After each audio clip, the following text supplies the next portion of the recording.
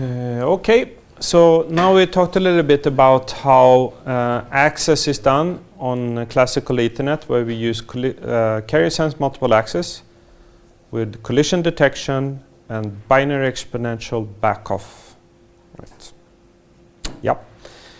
So now let's talk a little bit about the frame formats here. And again, let's go back to this picture here. So on top of everything, we have LLC. And then we have, this is the Ethernet layer, 802.3, which is using carrier sense multiple access collision detection. And then there is some physical layer below it. Okay, so let's look then at the frame structure for LLC. Looks like this. It's a small header here, and then some service data unit. And this whole thing goes into the middle of the Mac PDU. Okay, so the Mac frame for 802.3 or Ethernet looks something like this. So it starts with a preamble, and this is done to synchronize the receiver, to figure out where the frame starts, and also to synchronize the frequency actually of the transmitter. So this is used for synchronization. So it consists on 7 repetitions of 1 0 1 0 1 0 1 0 1 0 pattern. Okay, so a bunch of ones and zeros, followed by a 1 0 1 0 1 0 1 0 1 1. Okay, and the red one here tells the receiver that okay, so here is the start of the destination address field. Okay, so this is only used for synchronization. Okay, so it carries no data otherwise. Then the addresses here could be of 3 kinds.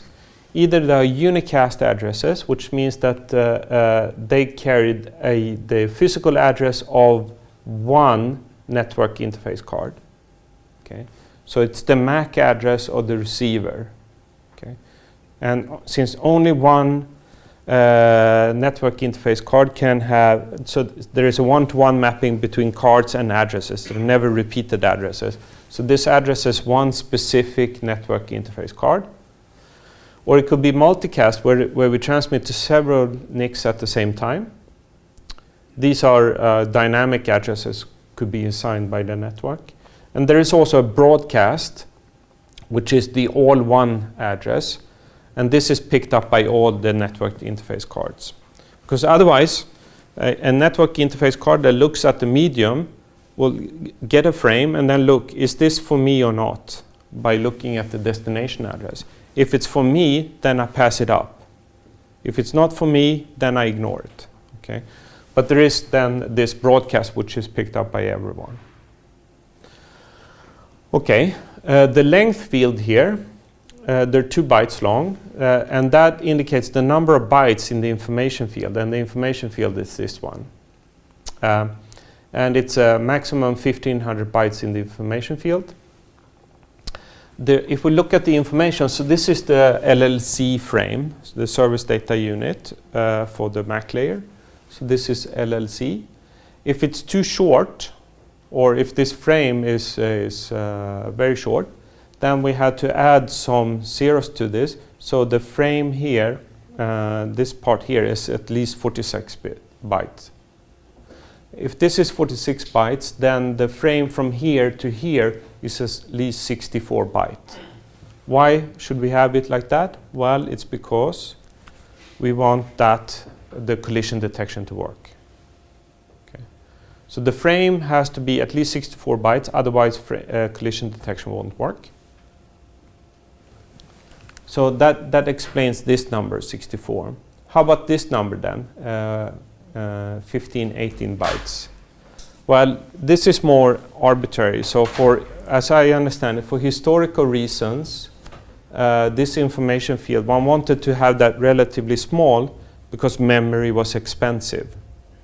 Okay, so one thought, okay, we can maybe have, we can afford 1500 bytes of memory, RAM, in the network interface cards. Right. Today that's not an issue, right? But at that time it was an issue. So that's why there is an upper limit on this. Okay. So an Ethernet frame has a minimum size and a maximum size. Okay. Minimum size for collision detection purposes, maximum size for implementation issues way back when these were implemented or designed. Okay, then we have this frame checksum, and it's a 32-bit CRC, which is calculated from here to here. Okay, so it protects the destination and source addresses, the length field, and all the upper layer data. Okay, so when receiving, one checks that the frame is error-free, and error-free means that we can trust the addresses and the length field, and we can also trust the data inside. Okay, so it protects everything. If it doesn't checks, if the checksum doesn't check, we throw away the frame. We ignore it. Okay. To know that the receiver, okay, a receiver that gets a frame like this checks if the CRC is okay. If the CRC is okay, then it hands it up to the upper layer. And the upper layer is always the same, it's the LLC layer.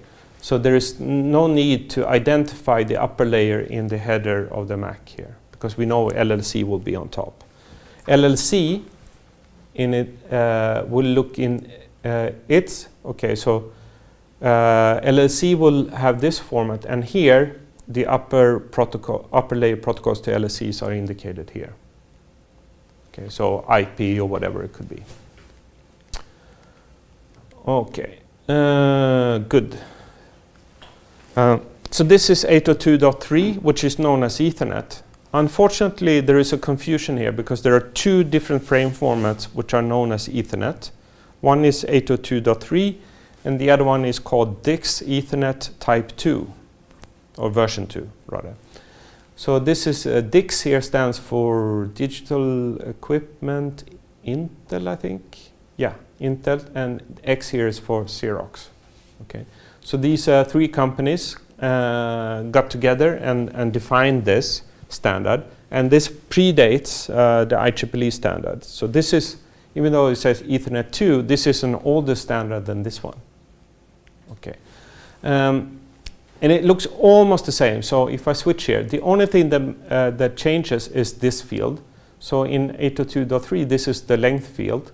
In 802, in DICS Ethernet, this is the type field, which carries the Ethernet type, ether type. Okay, so let's explain this. This type field identifies the upper layer protocol, which could be IP or something else. Okay, so this standard does not assume that there is an LSC layer above it. As a matter of fact, it does not use LSC. So then it has to identify in the header the protocol above it, because it could be many different protocols. 802.3 doesn't matter, right? Because we know LSC will be on top of this. So we don't need to identify the upper layer protocol here. Okay, so that's the only difference. Now, on a Ethernet network, one can actually have these two frames working at the same time, or one can use either 802.3 or Ethernet Type 2, or DICS frames if you like, at the same time. And then a receiver needs to be able to figure out, was this an 802.3 frame or a DICS frame? Right? Because it doesn't know. Luckily, one can look at this field, and if this field is in certain ranges, one can determine that it's a type field or a length field. Luckily, the type fields starts at this in hexadecimal 0600, and this in regular number is longer than the maximum length of this field, which is 1500 in decimals, which is 05 DC in hex. So 0600 is larger than 05 DC, right? So a receiver can look at the type field here, and if it's a number which is larger than, which is this or larger, it knows it's an ether type field, and therefore this is a DICS frame. If it's less than 05 DC, it knows it's a type, it's a length field, because there are no types of this sort. Okay. Was that clear? Okay. So a receiver can figure out, okay, this was a DIX frame and then process that as a DIX frame, or this was an 802.3 frame and then process that as it's supposed to be. Okay, so here we see that things in practice is a little bit messy for various reasons. It doesn't follow the clean protocols that we have talked about earlier. So there are some issues that for historical reasons have popped up here. Right, okay. Physical layers then. So here in the beginning I told you there was this coaxial cable. So in the beginning in the 70s this was this medium which is called thick coax. It was like a garden hose but this diameter. So kind of not very easily handled type of cable. The max segment length was 500 meters. So 500 meters and then repeater, 500 meters repeater and so forth, right? So, but this is the longest piece of uninterrupted cable. And the topology here was a bus topology, which means that stations hooked up onto this cable, and one can think this cable as a bus. We share this medium, okay, between all the stations which are attached to this. Right? This is not used today, as far as I know. There might be some old installation which is still ongoing, but it's certainly not produced today. So the next step was to go to a more easy handled cable, which is thin coaxial cable. The segment length went down a little bit. It was still a bus technology. The connectors in this coaxial cable looked a little bit differently, but the principle is still the same.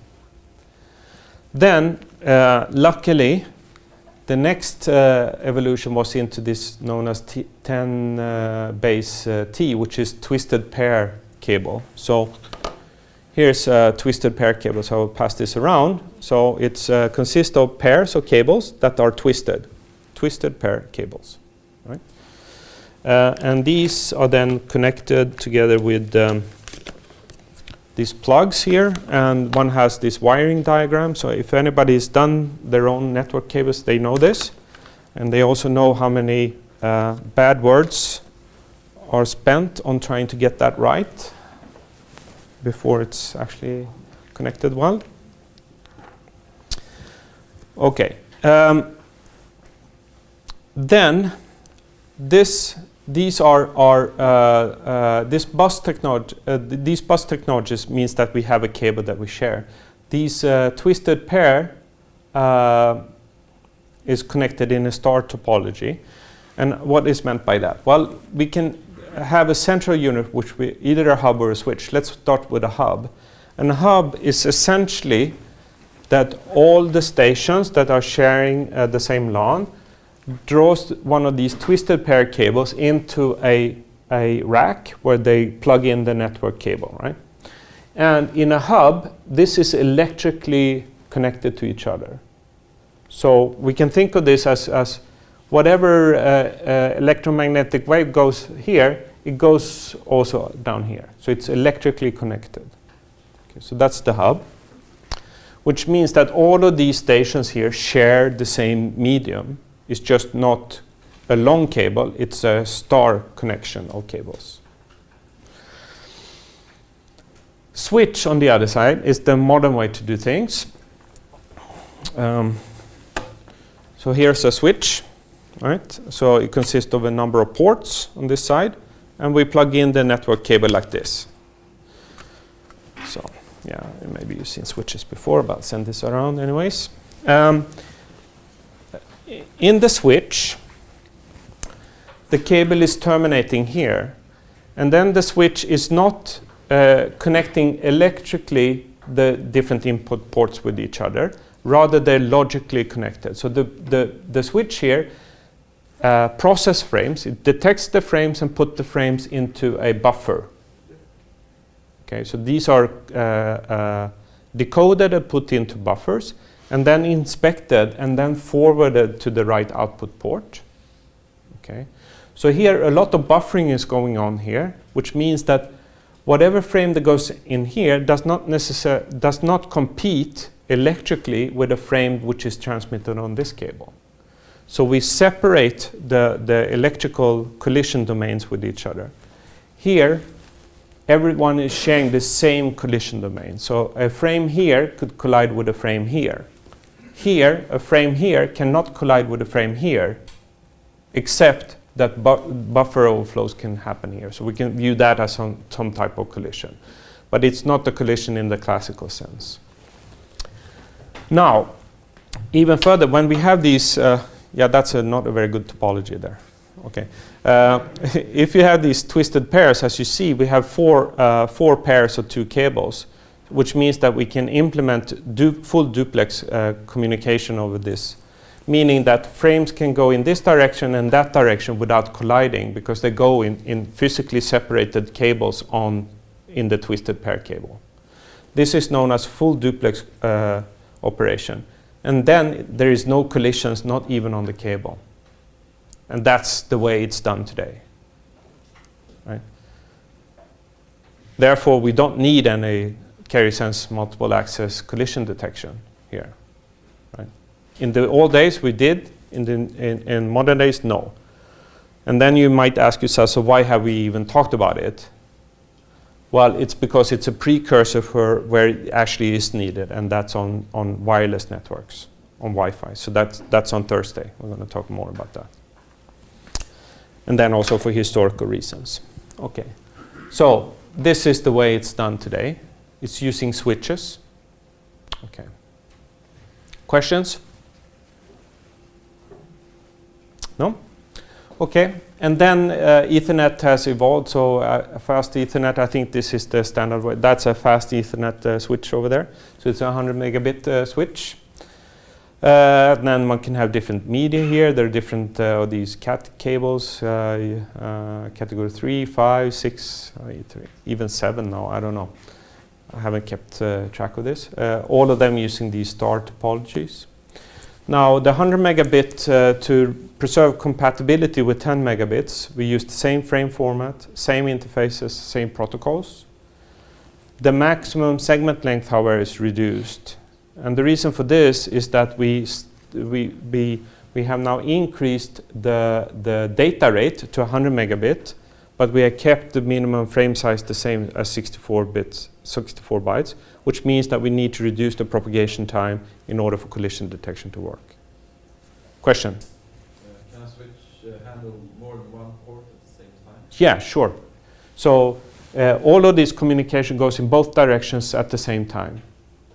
And then frames here are buffered and then output on the right port at the right time. So each port has its own memory? Exactly. So if we look at this, this is a port and it's an input buffer here and an output buffer here. That's how to look at this. Yeah. Okay, so we need to reduce the segment length here. Yeah, whatever.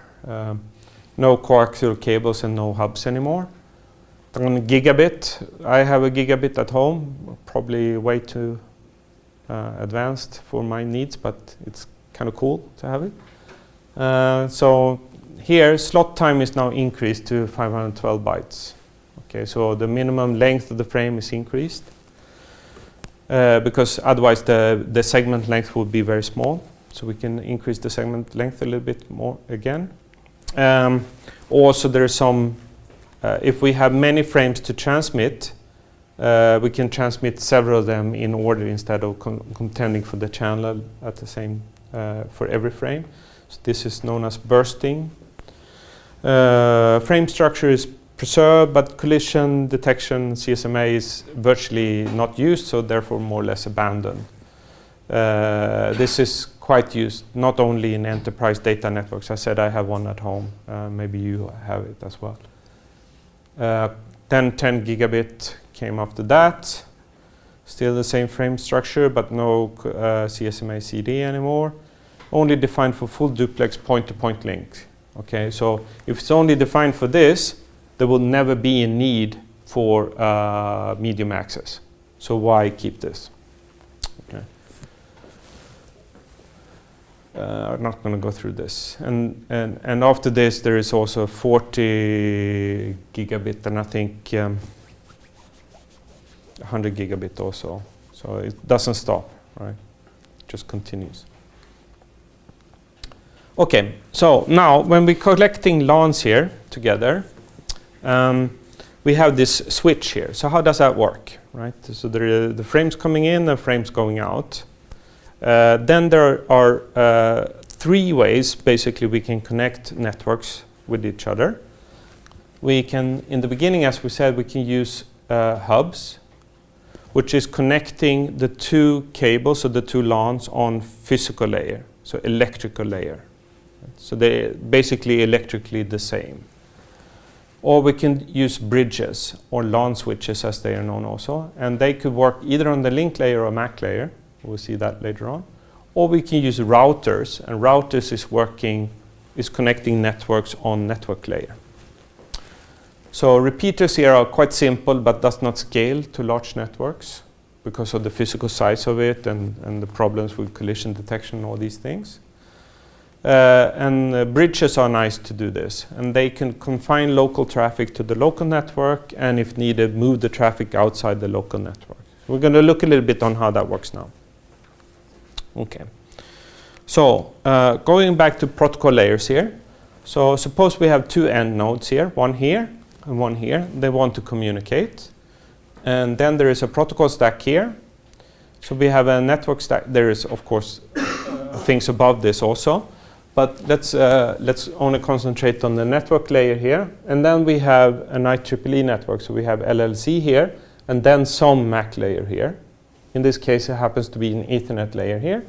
And that Ethernet layer is using a physical layer, which is 10 base T, which is a 10 megabit Ethernet, 10 megabit Ethernet. And that's attached to a LAN 1 here. And then it's hooked up into a switch. And that switch or bridge here is working now on link layer, which means that data goes up like this, and then it gets processed by this layer and then down here. Because it's actually attached, this bridge here is attached to 2 different types of LANs. One which is an Ethernet and one which is a Wi-Fi network. Okay. Therefore, the data goes up here needs to be reformatted for this MAC layer. Okay, so the frame format here is different. So we need a translation for this. Who's going to do that? The layer above. Okay.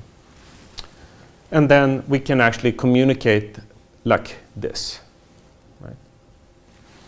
So multiple network layers can be supported with one link layer bridge like this. Okay, so different technologies to the left and to the right, and then we have a link layer bridge here. So in general, there has to handle then different frame sizes or frame formats, data rates, and things like that. So it has a little bit of translation work to do here. Now, it's much easier to connect if the LANs here, this network and this network, is using the same basic technology, because then the frame formats will be the same, and there is no need for the link layer to do the translation. And then we can have a MAC layer bridge. And here, we are using the same MAC layer here, here, here, and here, which means that data can go just up into the MAC layer and then just down to the next network and so forth. And this is the common case when the LAN has the same type. There is no need for a link layer processing here. Okay, and there is no need to translate between frame formats. Okay, so that switch that you have there is actually only working on Ethernet, right? The only difference is it can handle 100 megabit, 10 megabits and 100 megabits on the same, on different ports. Right? So that's the only main difference. But they are using the same frame structure and so forth, so that's not a big deal. Okay, so transparent bridges. And here's how we connect several LANs into one big LAN. So we connect LANs transparently Okay, that means that the bridges, the stations which are attached to the network, does not know that there exist switches or not. I will use the word switch and bridge interchangeably here. It means the same thing. So the physical topology might look something like this. So we have one LAN here and a number of stations, and then there is a bridge, and then there is another LAN here with a number of stations. And the bridge here happens to have one port which is attached here and one port which is attached here. You could have many more ports. It doesn't need to have only two. It needs to have two, right? It's not good enough with one because it's going to bridge over two networks at least, right? But it could bridge also 5 networks, or I mean, in this case, that switch is, I think, a 4-port switch. Anyways, for the stations which are attached to these two physically different networks here, actually looks logically as they are attached to the same LAN. Okay, so the stations here are not communicating with the bridge. So they're not setting or configuring the bridge or whatever. So the bridge, when we plug it in, figures out what to do by itself. Okay, and it's not noticed by the stations. So it's kind of magic how this works, but it's not magic, obviously. But it's kind of cool at least. So how are we going to figure out what to do? So what is the idea with the switch, by the way? Well, the idea is that a switch, when data goes from, say, this station to that station, the data should go like this. So that frame, which is picked up by the bridge, will not be processed by the bridge. It would just leave it as is. However, a frame that goes from this one to this one has to go through the bridge. So the bridge needs to capture frames on this LAN and figure out whether it should keep it here or switch it over to the next LAN, and vice versa. Okay. So it needs some type of forwarding table to do its job.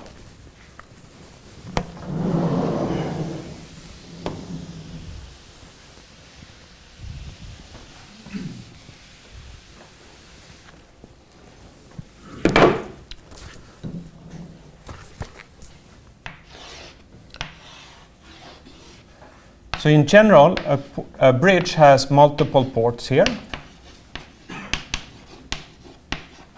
Okay. Each of these ports is attached to one LAN, one local area networks. So here we have the ports, and here ports. And then frames goes in both directions here. Back and forth, back and forth, back and forth. Now, if a frame that comes in on this port here, then the bridge needs to figure out, by looking at the destination address of this frame, whether it should be switched over to some other local area network, to which port should it go, if any, right? If this frame is destined to a station which is already attached to this LAN, it should do nothing, but otherwise it should switch it over to the other one. It needs some type of forwarding table here. So the forwarding table is quite simple. It's a table where we list here destination addresses and then the ports to which this frame should be output. So here we have destination address.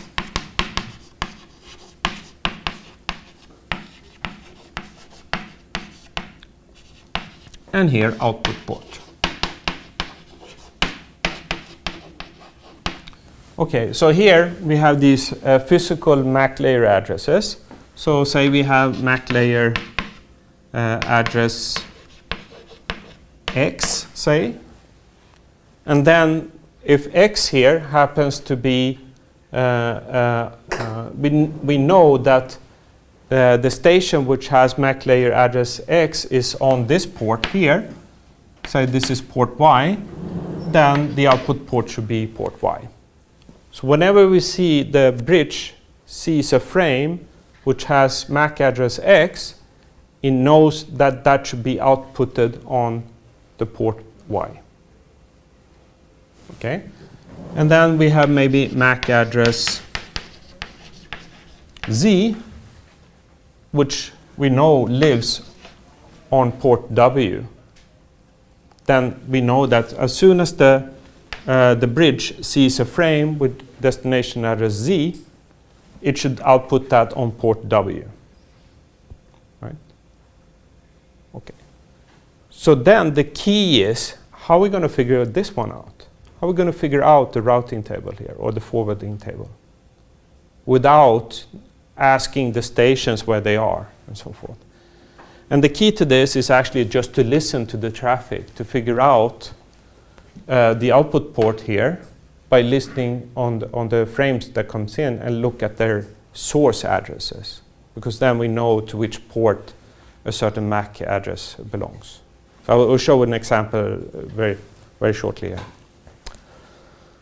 All right, so there is this table. Assuming that this table exists, what is the bridge to do then? Well, the bridge looks at addresses of all frames on all the LANs it's attached to.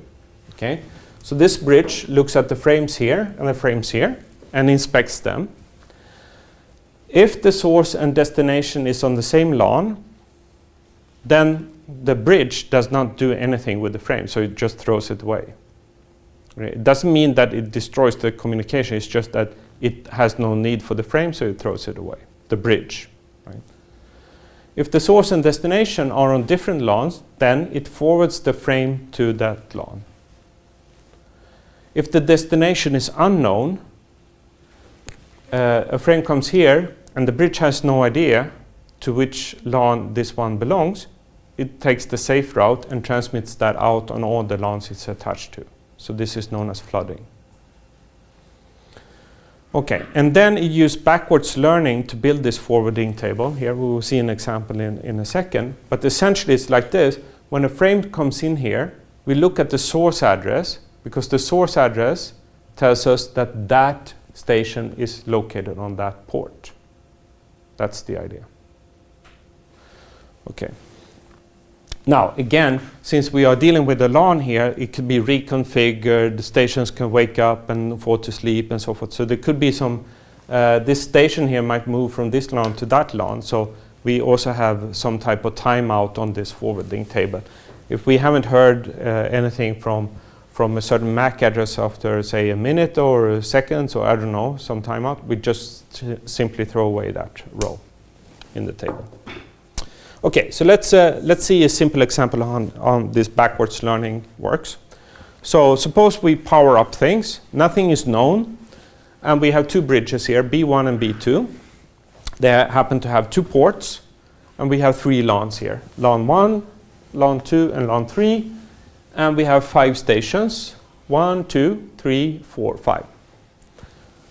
The forwarding tables here in bridge 1 and bridge 2 are empty. We just powered on everything. Okay. So then, suppose station 1 here wants to transmit to station 5. So there is a frame here being generated by S1 and it goes to S5. So this is the source address and this is the destination address. So this is then sent out on the LAN here and it's picked up by the bridge. Okay, so the bridge here looks at this source and destination and figure, oh, well, what am I going to do here, right? Looks in the table here is quite disappointed because it's quite empty, right? So what can it do? Well, it doesn't know where S5 is. So it just came from here. So if S5 is on this LAN, it's okay. But maybe S5 is on this LAN. This bridge doesn't know, so it just forwards that onto that LAN. But before doing that, it looks at the destination and sees, aha, I got a frame from this port, from port number 1, from S1. So we know that S1 will lie on port 1.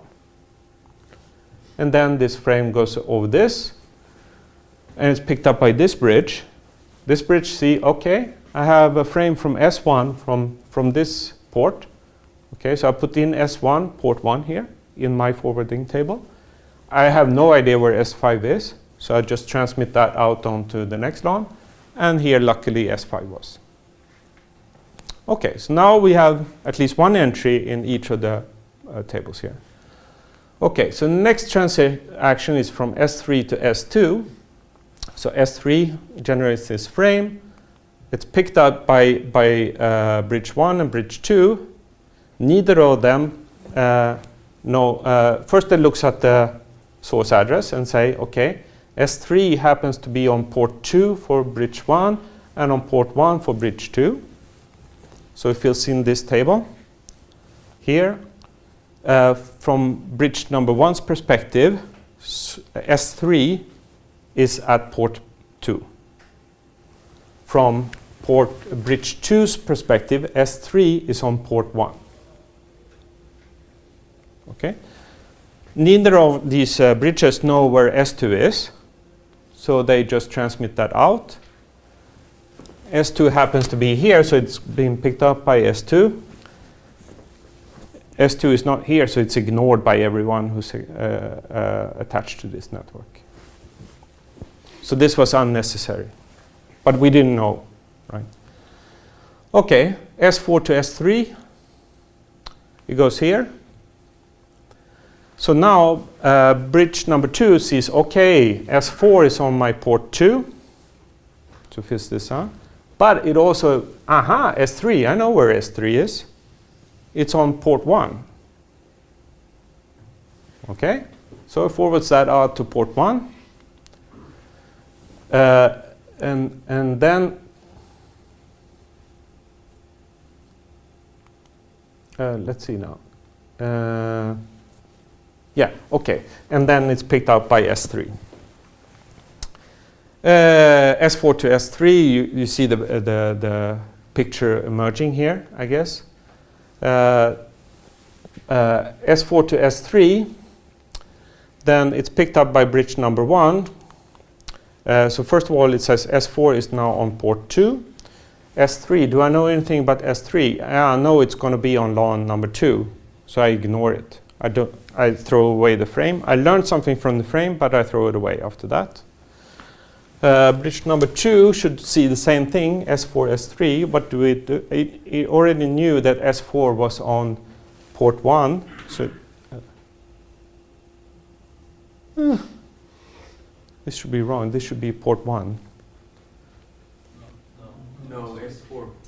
S4 is on port 2. Yeah. Sorry. I got this mixed up. Yeah. Okay, so it's correct. Okay. Anyways, let's see. S2 to S1. There's one more here, right? S2 to S1 goes here, and then it's ignored because B1 knows that S1 lives on port number 1. Okay. So, and one can convince oneself that if we keep on doing this, and there is enough traffic, then these tables will eventually become correct. Now, and then if a station moves from one LAN to another LAN here, as soon as that station starts to transmit, we will see, okay, our table was wrong, and then one rewrites the table. If this station dies or something like that, after a while, we don't trust this entry anymore, and we remove it. Okay, to cater for topology changes. Okay. Questions on this? Yeah, okay. So we see here that the stations here did not need to configure the bridges. The bridges learned what they needed to know by just observing the traffic. So they are quite transparent, which is quite nice, because when we connect the network, we don't need to configure anything. We just connect the cables, wait a little while, and then it works. Okay, so in a static network, eventually everything is okay. In practice, stations are added and moved all the time, so we have to have timers for the entries of the forwarding table and forced to be relearned periodically. So if a frame arrives on the wrong port according to the table, then of course we update the table. Right. So what could possibly go wrong? Well, there's one thing that we have ignored in this here. Yes, question? If you change the computer on one port, Mm. and so you look up S3 to port 3 again, but then the new computer have a different IP address, will the bridge get confused then? Or? So the question is IP addresses and so forth, right? Because if this station here has an IP address, okay, so the simple answer to this is all of these addresses are MAC layer addresses. So it's nothing to do with IP. We're working on the MAC layer, not the network layer. Yeah. So let's leave it at that. The problem is, of course, when we have loops. The problem is when we have loops, when we, due to an error in our wiring or by design, we have two bridges, see here, B1 and B2, connecting LAN 2 and LAN 1. Okay. Then we have here a loop. And this loop will completely destroy the adaptive learning method. As a matter of fact, there is nothing preventing a frame to go in this loop indefinitely.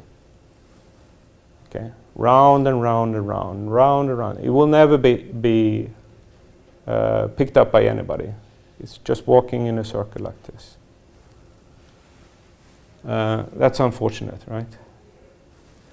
So why would we ever connect two LANs with two bridges? Any suggestion?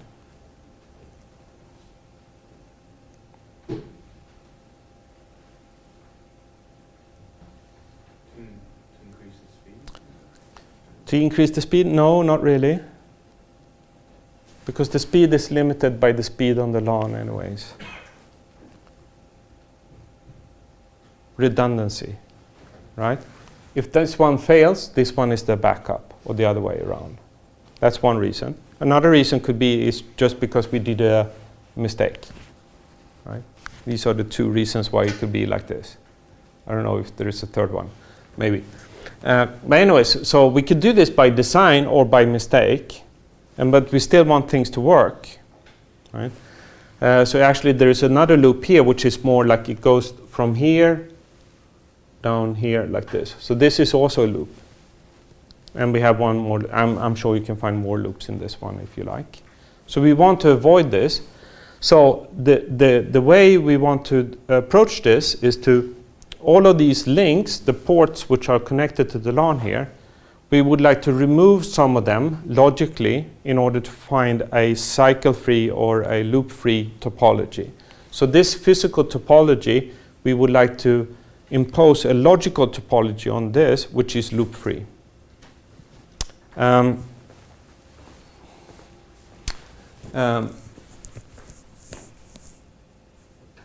So what we want to what we want to create is something called a spanning tree. Okay, so what is a tree? Well, you know what a tree is, but in here, a tree is when you have a number of nodes, like this, and you can find one node as being the root,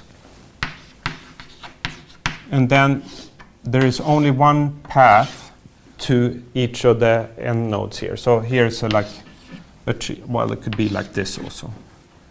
So here is there is one path from here to any other end node here, leaf node.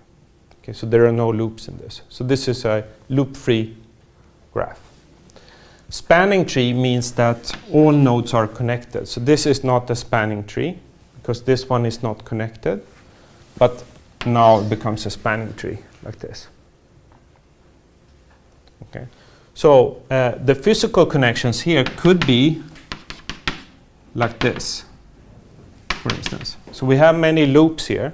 So the question is, can we find those dashed lines and make them inactive? Okay.